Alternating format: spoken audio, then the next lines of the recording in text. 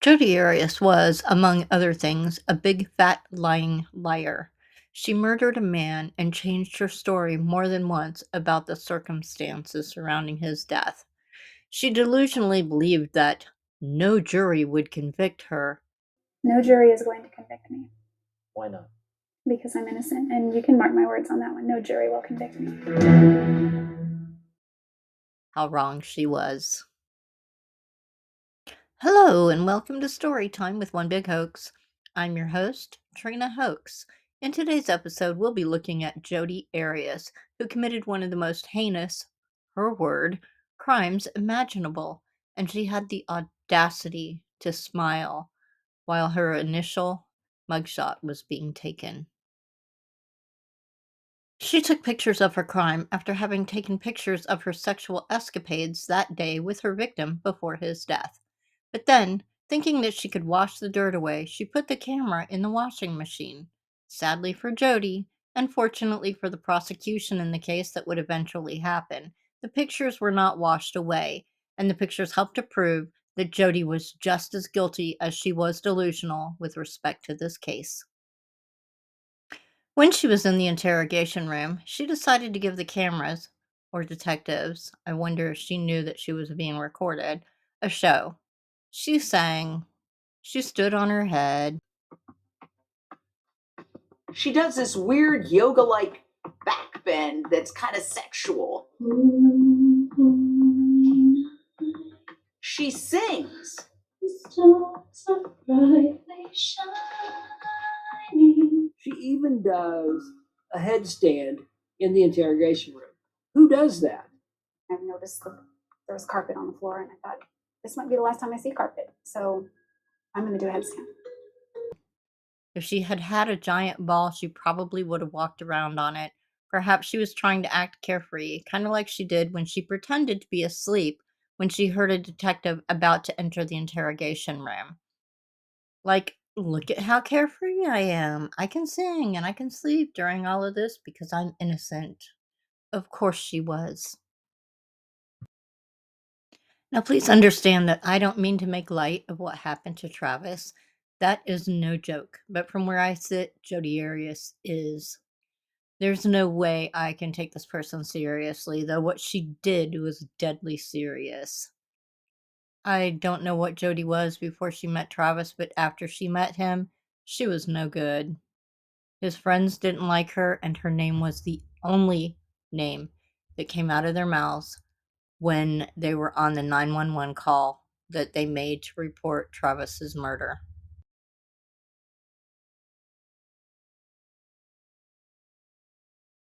What's going on? A friend of ours is dead in his bedroom. We haven't heard from him for a while. We think he's dead. His roommate just went in there and said there's lots of blood. I didn't go in, but I can give you the phone to someone who went in there. Yes. Hello. Hi, so what's going on? He's he's dead. He's in his bedroom. Okay. In the shower. Okay. How did this happen? Do you have any idea? No, we have no idea. Everyone's been wondering about him for a few days. She said that there was blood. So is it coming from his head? Did he? No, it's all over the place. Is there any weapons around? I don't know. Not that I saw. How many people are in the house? How many are in the house right now? Just the 5 of us? 5 of us. Okay, I need all of you outside. Okay. Hold on just a moment. Okay, you're a good friend of Travis, right? Yes, I am. Okay. Yeah. Has he been depressed at all? Thinking about committing suicide, anything like that? I don't think he's been thinking to commit suicide. He's been really depressed because he broke up with this girl, and he was all upset about that. But I don't think he would actually kill himself over that. Has he been threatened by anyone recently? Yes, he has. He has an ex-girlfriend that's been bothering him and following him and slashing tires and things like that.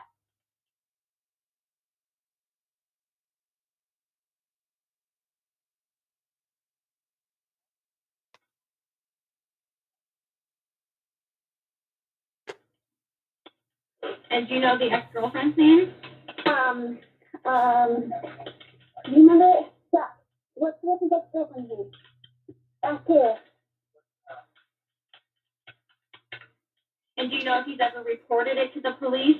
Her name is Jodi. I don't know if he's ever reported. Hold on. Yeah. Ask her if he's ever reported Jodi to the police. But it's Travis. But who was Travis? Travis Victor Alexander was born on July 28, 1977 in Riverside, California. His parents were Gary David Alexander and Pamela Elizabeth Alexander. Travis had 7 siblings. At 8 years old, he was sent to live with his paternal grandparents. He was a devout Mormon. He would later state that before joining the church, he was in frequent fights. He was a salesman and a motivational speaker for prepaid legal services. Unfortunately, he met Jodi Arias at a Las Vegas work convention in September of 2006. After a tumultuous relationship with Jodi, Travis was found dead in his shower on June 9th, 2008 by his friends. He died June 4th, 2008. He was stabbed 27 times, had his throat slit, and was shot. He was nearly 31 years old. Can you imagine how out of control you'd have to be to stab someone 27 times, slit their throat near decapitation, and shoot them? How wildly would you have to be behaving? Think of all the times you've seen Jodi Arias so eerily and calmly speaking to reporters or delivering her version of events on the stand. Now, imagine the opposite of that. An out of control, anger driven, raving, raging, screaming, flailing lunatic, hacking, stabbing, and slicing at will. Do you think she fits the definition of a psychopath? I do. She exhibits the signs. Let's look at some of them. First, let's talk about lack of empathy or remorse or guilt. So many times, Jodi pretended not to know anything about the murder. Did you kill Travis Alexander? I absolutely did not kill Travis Alexander. I had nothing to do with his murder. I didn't harm him in any way. Then she blamed other people who do not exist. The murder. I witnessed Travis being attacked by 2 other individuals. Who? I don't know who they were. I couldn't pick them out in a police lineup. So what happened? They came into his home and attacked us both. She says a man and a woman wearing masks burst into the home and attacked both of them. Jodi claims she fled but was too terrified to call the police. I'm not proud that I just left my friend there to be slaughtered at the hands of 2 other people. I'm not proud of that at all. You understand? You look guilty here. I understand that everything, all of the evidence against me right now is very compelling. What really happened in there? In a nutshell, 2 people took Travis's life. 2 monsters. You did not shoot Travis. No, I've never even shot a real gun. You did not stab him 27 times. No, that's heinous. Or I've never. slit his throat from ear to ear. I can't imagine slitting anyone's throat. She went so far as to say that these mysterious individuals sent her threatening notes in prison. And had you received, since these people told you that they knew where your folks lived and they had all your information, had you then or have you ever been threatened by them? Have they contacted you in any way? I believe they have. Somebody has contacted me when I was still in jail in California. I received 2 threats on my life, and these, I don't know how these notes get passed around jails. I've never figured out the full system. I haven't spent enough time yet, but there are ways that notes can get passed between inmates or from the outside to the inside and vice versa without, just under the radar of officers and things like that. And of course it's against the rules, and it's So you received, punishable. tell me about the threats. They were 2 threats saying that On that paper? on paper, and that I need to be careful when I come to Arizona because, just sort of a watch your back kind of thing. What did the note say? The note said, "Don't forget what was told to you, and don't say anything." And so it was Who gave you those notes? there's You don't have to give me a name, just tell me how the note came to you. there's only one way that it came to me, could have come to me, and it was through material that comes into our, without naming the person, material that comes into our cell and it was folded within this material. Okay. And there's usually notes are passed all the time. So there was one note folded up with my name on it, and they're like, "Oh, here, Jodi, you got a note." And I'm like, "Oh, cool." And I opened it up, and it just started shaking, and it was like, "Oh gosh." And everyone's like, "What did your note say? What did your note say?" And then someone's like, "What did your note say?" I said, "Oh, just something stupid," and I just kind of didn't. I just ripped it up.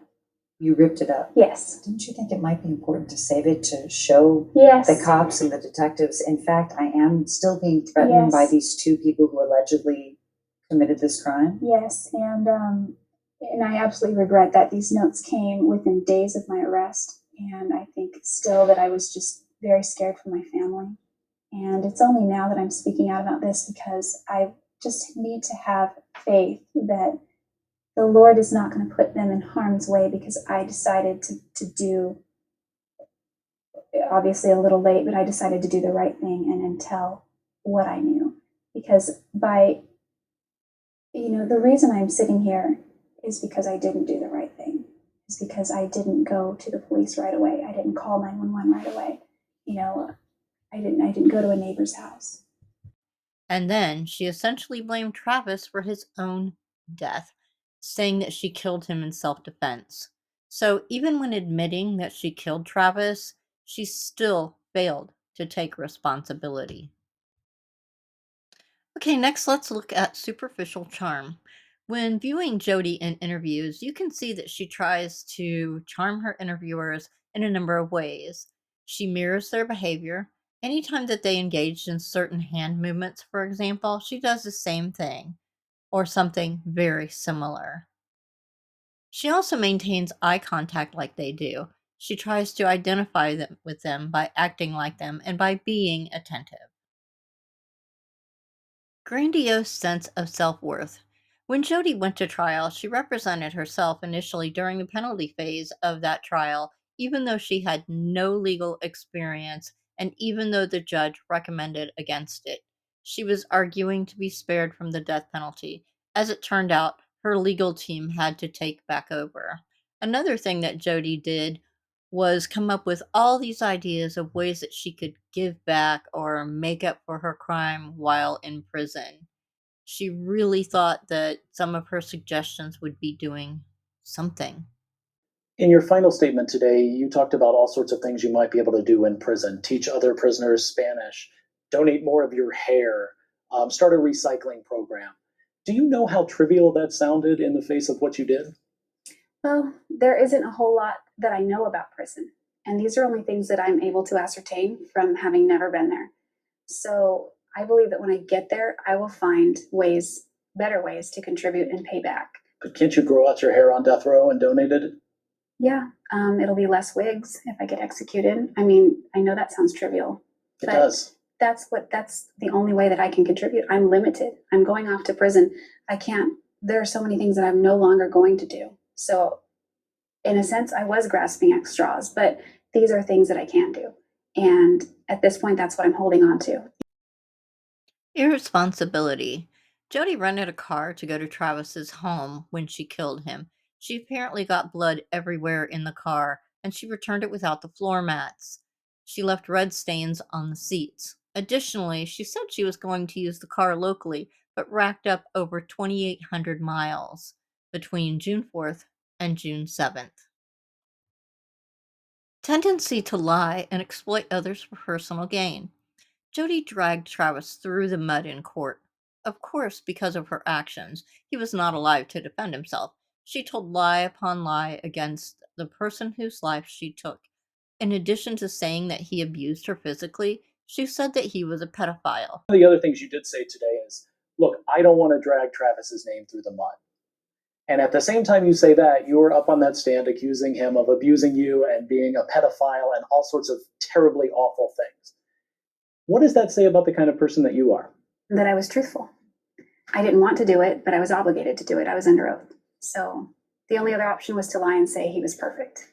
And to people who say you shot him, you stabbed him, you slit his throat, and then you killed him a fourth time when he was already dead by making up things about him to ruin his reputation, you say what? Nothing was made up. Nothing was made up at all. I mean, it was a defense strategy for me to take the stand. And once I was on the stand, I was obligated to answer the questions that were posed to me. She went into great detail during her trial about the supposed abuse that happened on the day that she killed Travis, even demonstrating while spewing her lies. And she did it to justify why she killed this man in cold blood. She said it was self-defense. Shallow affect. That is a superficial or poorly developed emotions or pretending to feel emotions. When she was speaking to the police in the interrogation room regarding the death of Travis, she rarely expressed any emotions except when the gravity of what she was up against finally hit her, and she tried to make it look like it was about Travis by asking questions about Travis. And even when she did it, she did not seem genuine. So she was feigning her distress. When she was on the stand, her tears and other emotions appeared to be fake. As to deceitfulness, manipulativeness, impulsivity, narcissism, and being quick to blame others. If you were on that jury and you had heard what they have heard, would you kill you? I don't believe in capital punishment. So the answer would be no. It's a really trivial question, and it's going to reveal how shallow I am. But before they book me, can I clean myself up a little bit? You're going to be taken. Very, very odd behavior for someone accused of murder. Should at least done your makeup, Jodi. You said today you want to give Travis's family closure. You know they want you dead. So why don't you give them that closure? What do you mean by that? Why don't I kill myself? Is that what you're asking? No, why don't you accept the fate of the death penalty if you know that's what they want? If you truly care about their closure. I've caused them a lot of pain. I've caused my family a lot of pain. And I think that by asking for death, I'm only going to cause more pain to my family. Why didn't you apologize to them? I did apologize to them. You never said, I'm sorry. I said that I'm sorry, that I'll never be able to make up for what I did, and that I can never replace their loss. But you didn't use the word I'm sorry. Well, then I'm sorry I didn't say that, because certainly I am sorry. I think in a sense, the words I'm sorry just seem meaningless, especially since nobody believes what I'm saying anyway. You said it right there. No one believes a word out of your mouth. Why do you keep talking? Because I know that I've lied before. That doesn't mean that I'm a liar by definition, by character. To a lot of people, they think this switch from I want to die to now I want to live is just another lie from Jodi Arias. I don't know what that means. Was I lying when I said I want to die, or was I lying when I say please spare my life? Whatever happens, I'm just going to take it and deal with it. You've said that sort of thing a lot before, including right after you were arrested. You said, my goodness, if I did something this horrible to Travis, I would beg for the death penalty. Right. You did it, so what changed? My family changed my mind. You really are still sticking with that story. It's not a story, it's the reality. And it's unfortunate, but it is the reality. Okay. I didn't know that you were a hater when you came to interview me. Enough said. Keep in mind that not all psychopaths are criminals, but this one is. And she will spend the rest of her life in prison, paying for her vicious crimes. The defendant shall be incarcerated in the Department of Corrections for the rest of her natural life with no possibility of parole. Thank you so much for joining me for this video. I really appreciate it. I hope you'll check out another one soon. In the meantime, here's wishing you infinite hugs and kisses. Bye-bye.